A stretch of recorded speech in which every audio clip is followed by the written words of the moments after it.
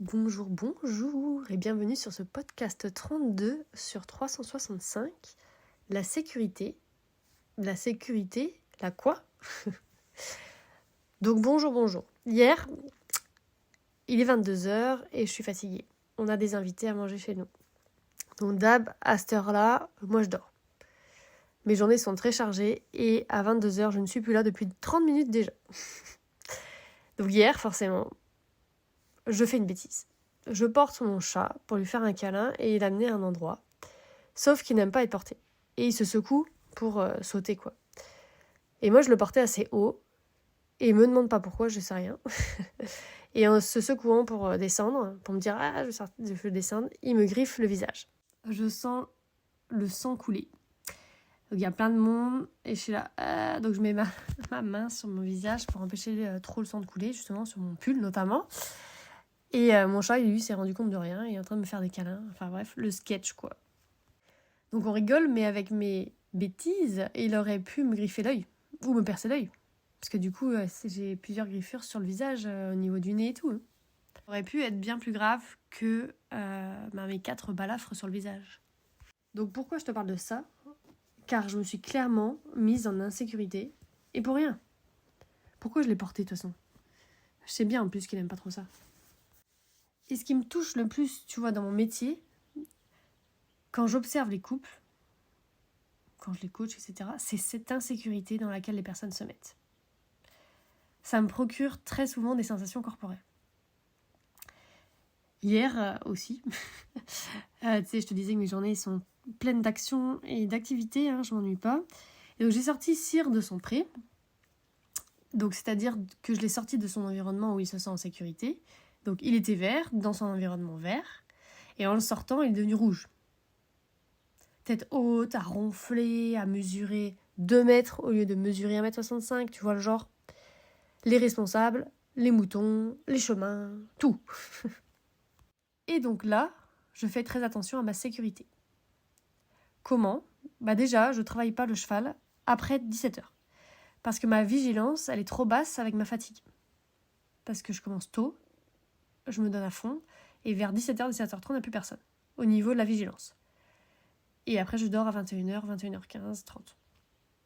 Mais avant, ma vigilance n'est plus, plus là. Je lui demande de respecter ma bulle à 200%. Donc pas un seul pied dedans. Donc parfois, je vois des gens, ils font « Ah oui, je fais la bulle », mais en fait, le cheval est déjà dedans, à chaque fois, il est dedans, la personne passe son temps à lui dire de sortir. Là, moi, il n'est pas rentré dedans. Donc, il mesure 2 mètres, donc ma bulle est plus grande que quand il mesure 1,65 m. Voilà, on voit, t'as l'impression que c'est pas le même cheval qui est face à toi quand il est vert ou quand il est rouge. C'est un dragon ou un petit ours brun. Donc, pour être en sécurité, je prépare aussi les ouvertures des clôtures que je dois passer pour pas lui tourner le dos à aucun moment. Donc, je surveille tout le temps. Et je fais très attention à ma sécurité parce qu'il comprend vraiment mon oui et mon non. Et donc, du coup, je peux être vraiment très très claire avec lui.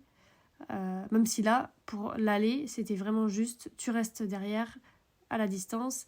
Par contre, pour revenir, j'ai pu commencer à lui dire redescends, etc. Enfin bref, on en parlera plus tard. Donc là, on arrive jusqu'à la carrière tant bien que mal, en un seul morceau. Lui, toujours rouge. Et là, du coup, je travaille, je fais ma séance afin qu'il puisse redescendre du rouge au vert. Il a mis plus d'1 heure. Donc, il était hyper focus mouton.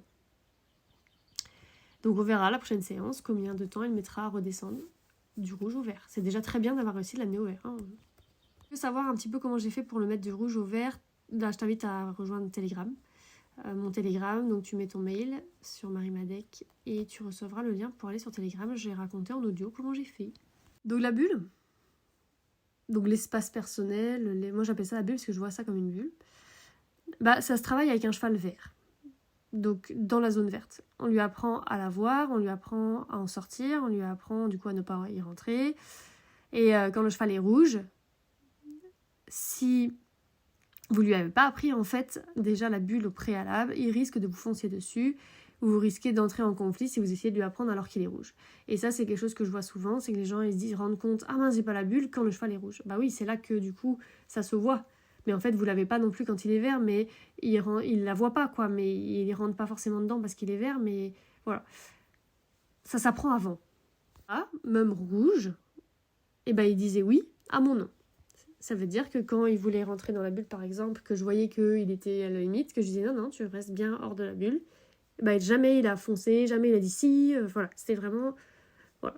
J'ai gardé ma sécurité hier avec Cyr, pendant tout. Donc, je sais que pour beaucoup, la bulle, c'est pas important. Je le vois bien, parce que c'est qui me touche le plus. Je vois bien que les personnes, la bulle, oh ouais.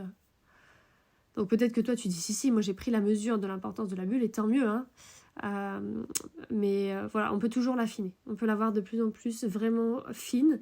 Même avec mes chevaux, moi, je la travaille là pour, tu vois, jouer avec cette bulle, pour avoir des figures de dressage, juste la bulle qui pousse à 5 cm, tu vois, tu peux toujours l'affiner. Donc ce podcast, il n'est pas là pour rien, de toute façon. C'est plus pour la sécurité que tu vas travailler ta bulle, mais c'est pour la finesse. Et donc, pourquoi c'est pas important pour pas mal de personnes? C'est parce que vous pensez que votre cheval ne vous fera pas de mal. Ben moi, je pensais pareil pour mon chat. Mon chat, il m'adore. Hein. Franchement, on s'adore, il m'adore, tout le monde le sait. Enfin, vous non, mais je veux dire les gens qui me connaissent personnellement. Et là, il s'est même pas rendu compte. Mais c'est sûr. Et une fois qu'il était par terre, il était là, oh, câlin. Enfin, voilà, il a pas vu, quoi. Lui, il a fait comme d'habitude, à se secouer pour descendre, mais sauf que là, ma tête était à côté. Là, c'était à moi de le mettre à la hauteur de portage, sachant que c'est un chat qui bouge, et non pas à hauteur de ma tête. C'était vraiment une erreur. Donc, c'était à moi d'avoir ma petite bulle autour de ma tête. Donc, avec les chevaux, le risque zéro, ça n'existe pas. Hein. C'est comme une personne qui m'a demandé l'autre jour, bon Marie, est-ce que tu me garantis à 100% que je vais réussir avec mon cheval si je rentre dans l'académie? Non. Voilà, enfin, 100%, risque zéro, tout ça, enfin, t'imagines bien que non. On n'est pas, enfin voilà, ça me paraît pas, je sais pas, réalisable comme ça. Donc là, le risque zéro, ça n'existe pas. Enfin, clairement, même là, moi, je peux avoir quelque chose.